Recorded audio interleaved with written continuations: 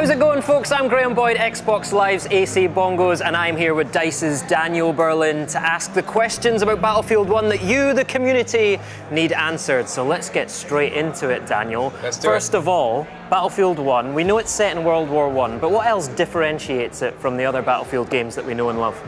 The thing that comes to mind first is that setting and how many opportunities in terms of gameplay that this setting gives us.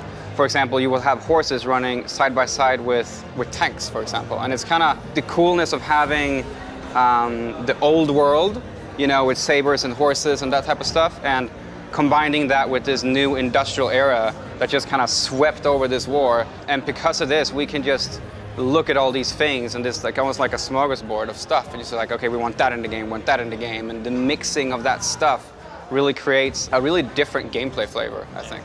And now, a lot of people think of World War I, they think of the Western Front, right, and trench warfare. Yeah, but you guys are really taking it far beyond that. Tell me about some of the different environments, the different type of maps we'll see in Battlefield. Yeah, but that is the thing. It's just like there is this misconception. It's like a lot of people think that this is what it was, but it is a world war. Yeah. It's a war on a global scale. You will be going into the Italian Alps, high up in the mountains, and clearing out bunkers and forts and trenches, and you'll be inside like dense cities. You'll be in smaller villages. Every time you come into a map, it feels different, it looks different, but it also plays very different because there's a different in terms of gameplay as well. Now, when you've got 64 players, you've got a lot of destruction. There is a lot of destruction, yes. You can basically level that town. It's completely crazy, and there's a lot of different ways to cause destruction. We're actually incorporating a new ground information system as well. So not just like the building destruction. At places we have open fields, where if you try to traverse them in the beginning, it's going to be like, oh yeah, I'm getting sniped. But as the battle goes on, and as shells and explosions hit this terrain, it basically transforms into a Swiss cheese. And the players can now use these craters as cover. You can actually, you know, utilize the tanks or the field guns or any types of large explosions to create these craters and then utilize them to move towards your objective.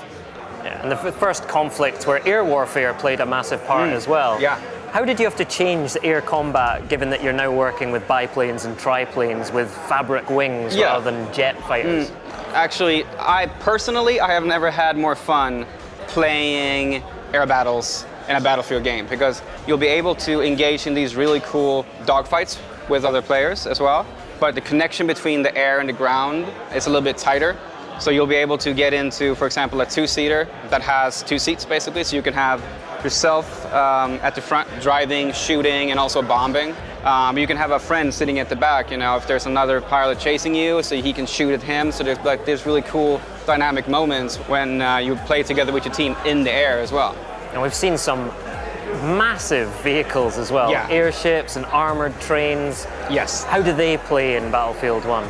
So these are huge effects on terms of turning the tide in the battle.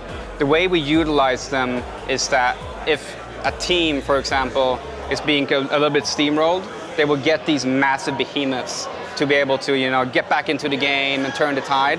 When you're standing on the ground and you hear the horn of the airship coming in, a lot of people that play for the first time, they just stop and they just look at it and it goes like, okay, what's this thing gonna do? Well, thanks, Daniel, but unfortunately that is all the time we have here today. Make sure you follow DICE and Battlefield and Xbox on Twitter for all the latest Battlefield 1 news. I just want to say thank you to Daniel again for your time today. And don't forget that you can play Battlefield 1 first on Xbox One starting October the 13th with EA Access. Thank you for watching.